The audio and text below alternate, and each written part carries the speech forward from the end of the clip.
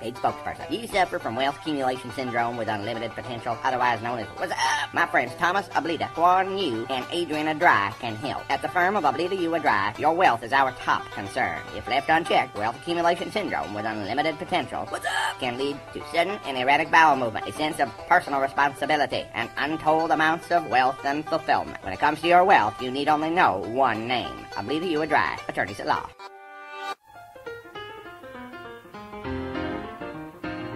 You're listening to Alaska Real Estate. I'm Chris Story, your host for great adventures in real estate. On today's program, Debbie Murphy. She's here to talk about her upcoming class at convention. Shannon King, the road warrior, checks in from San Diego, California, the art of time management. And Janelle Pfleiger, she's your June featured realtor. What keeps Janelle going strong? Find out right here on Alaska Real Estate. Hi, my name is Charlie, and I'm a mortgage loan originator with Alaska USA Mortgage Company in Juneau. I wanted to take this opportunity to talk to you about the HUD 184 Native Corporation Program. This program has a 3% minimum investment requirement with a 1% finance guarantee fee that covers the monthly mortgage insurance. No mortgage insurance, low down payment. What's not to love about the program? If you have any questions about the HUD 184 program or any others, please give me a call on my cell at 907-723-2331. MLS license 191337 and 157293.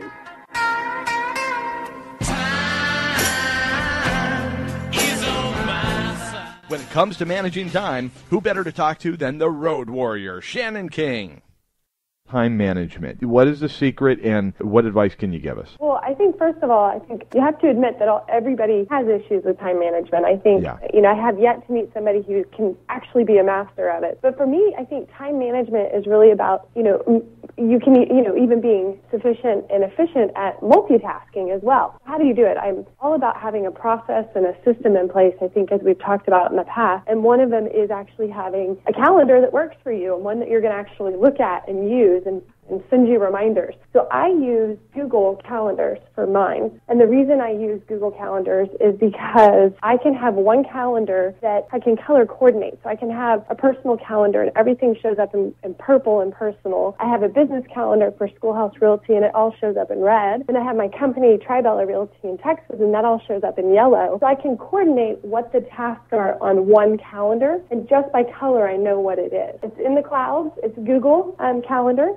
So it's used through a Gmail account or a Google Docs account. That's the best for me because it syncs with everything. It syncs with my my email account, whatever it is that I want to use. So it's really easy. I don't have to have Outlook is what I used to use, and I used to use an Outlook calendar, and I would have to sync that calendar with my cell phone and everything else. But because it's cloud-based, it syncs with everything easily. It's much easier. I don't have to have an Exchange server to sync or anything like that. How do you start to differentiate in your own personal and your two different businesses or three different businesses? What's going to end up on that calendar versus what's just sort of to-do list or a different task list?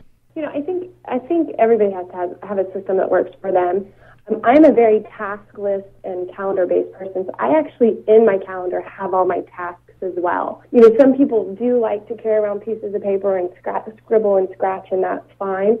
But I think it's what works for them. So, what works for me is every single day I sit down, I type out everything that I want to get done on my task list. I kind of assign it to a time in my calendar, as well as I can also future. So I can say, these are things that need to get done, but I can do that next Monday. So I prioritize A, B, C, and D my tasks. A's are things I have to get done today. B's I would like to get done. C's and D's can wait till later. And D is really later. I just have to get it done in the next 3 months. One of the biggest complaints that clients always say to me, or agents always say to me, is I don't have time for social media. Well, if you schedule it, you do. And so the way that I do it is I schedule on Mondays that I'm going to sit down and pre-write all of my posts for that week. And so I sit down for an hour and a half, do all my Facebook posts, I write my blog posts, and then I schedule it out so that it shows up on Tuesday, Wednesday, Thursday as planned. I use a publishing tool through Roost.com. They provide them. So I have time for social media because I put it in my schedule. So everything that's important to me has a place.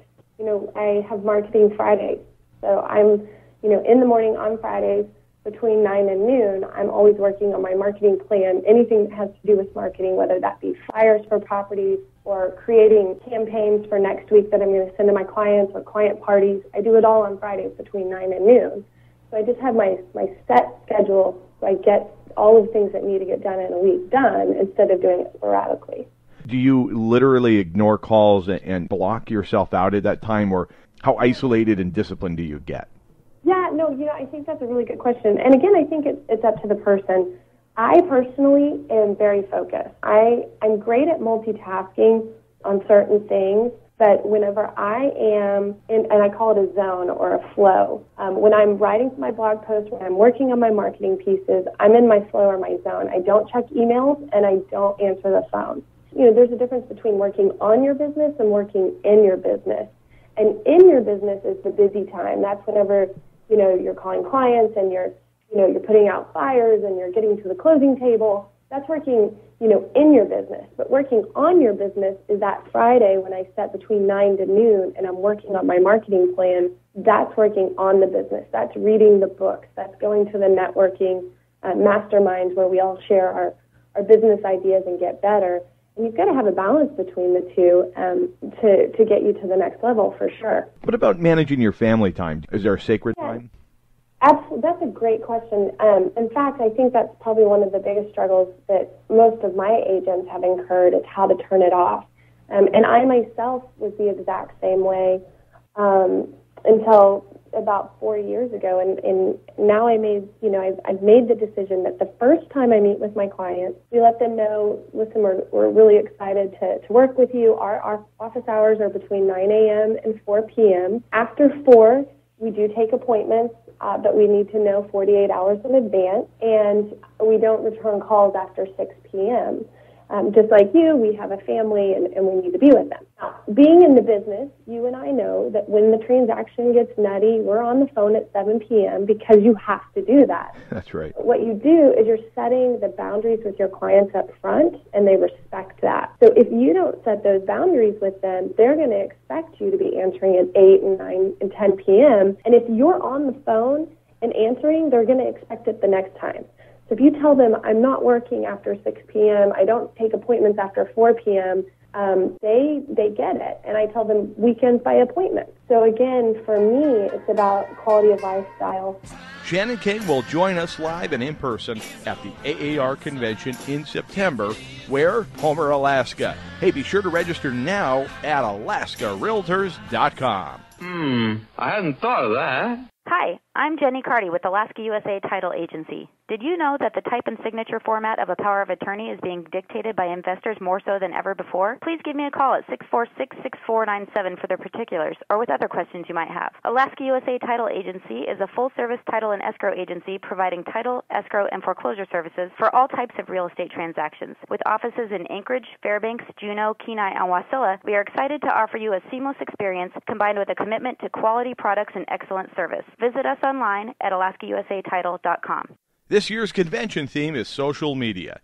I had a chance to catch up with one of Alaska's own social solution experts. I'm Debbie Murphy. I'm the current president of the Valley Board of Realtors, and I'm an associate broker at Prudential Jack White Vista in Wasilla. The messages I get on Facebook are definitely messages for me from people that I want to hear from. Email, there's so much spam and junk in it anymore that, you kind of scroll through it quickly and, you don't get to those as quickly sometimes. That's a really interesting way to look at it. And I say that, I think, because I get requests for, and maybe you and I have different friends, I get requests for Farmville and I get requests for Evanstown or some such that I don't even understand. And so sometimes those messages I also disregard on Facebook.